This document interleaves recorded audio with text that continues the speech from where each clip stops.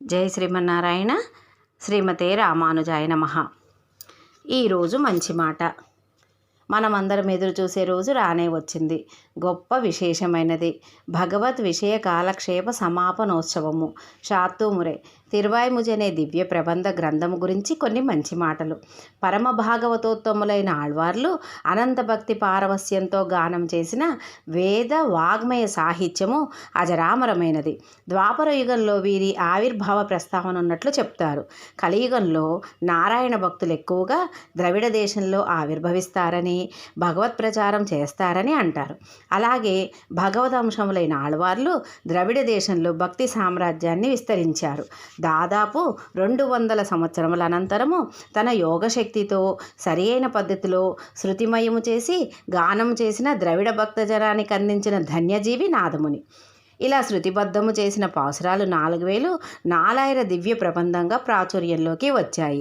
ఈ నాదమునుల మనవడు యమునాచార్యులు అనేక పండితులను ఓడించి ఆళ్వందాన్ అని పేరు తెచ్చుకున్నారు. ఒకనాడు గ్రామములో తిరుగుతూ ఉండగా అక్కడ స్థానిక ఆలయము నుండి శ్రీమన్నారాయణ్ణి కీర్తిస్తూ ఒక సుస్వరంతో కూడిన ఆలాపన వినిపించింది. అమృతప్రాయమైన ఆ ఆలాపన గురించి తెలుసుకోవడానికి ఆలయంలోనికి ప్రవేశించారు నాదమునులు. నాదమునికి జీర్ణమైపోయిన ఒక తాళపత్రంలోని ఆ సాహిత్యాన్ని గానం చేస్తున్న యువకుడు కనిపించాడు. ఉత్సాహంతో ఆపుకోలేక నాదముని అందులోని 10 పద్యాలు ఎక్కడివని ప్రశ్నించారు. అవి తనకు నదీ ప్రవాహంలో కొట్టుకుపోతూ కనిపించాయని, వాటి వివరాలు తనకు తెలియదని చెప్పగా తన యోగశక్తితో ఆ తాళపత్రాన్ని పరికించిన నాదమునికి అవి మధురకవి ఆళ్వార్లు తన గురుదేవులైన నమ్మళ్వార్లను స్తుతించిన తిరువాయిముజిలోని 10 పాసురాలని తెలుసుకున్నాడు. నమ్మళ్వార్లు పరమపదించిన తర్వాత ఆ స్థానిక వైష్ణవ భక్తులు వేదమయమైన ఆ సాహిత్యాన్ని స్పృశించడానికి భయపడి అక్కడ ప్రవహిస్తున్న తామ్రపర్ణి నదిలో నిమజ్జనం చేశారు. ఆ విధముగా భగవత్ స్వరూపాలైన ప్రబంధాలు నది గర్భంలో కలిసిపోగా కొన్నిలా లభించాయి.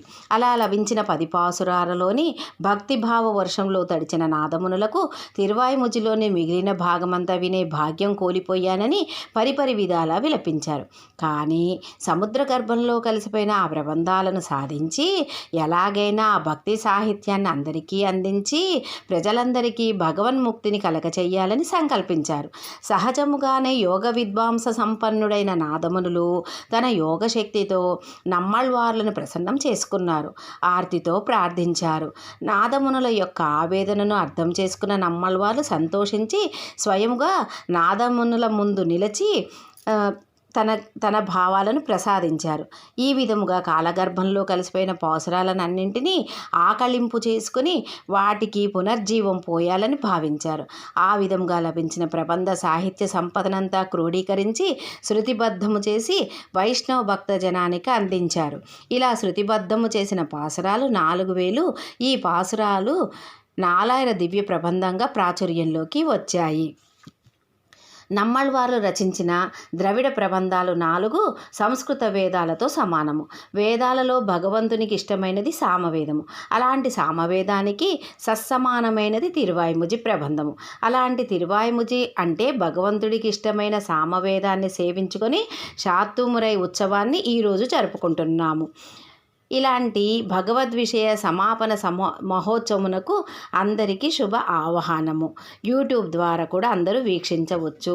మన విశిష్ట అద్వైత సిద్ధాంత సాంప్రదాయంలో ఈ తిరువాయిముజి షాత్తూమురై అనే ఉత్సవమును అంగరంగ వైభవముగా శ్రీ శ్రీ శ్రీ త్రిదండి శ్రీమన్నారాయణ రామానుజ చిన్నజీయర్ స్వామి దివ్య మంగళ శాసనములతో శ్రీ శ్రీ త్రిదండి అష్టాక్షరి సంపత్కుమార రామానుజ జీయర్ స్వామి వారి ప్రత్యక్ష పర్యవేక్షణలో యతిరాజనాథవల్లి గోష్ఠి నిర్వహిస్తున్న పసుమర్తి పద్మజాకుమారి గారి ఆధ్వర్యంలో ఆనంద పరవశంతో జరుపుకుందాము.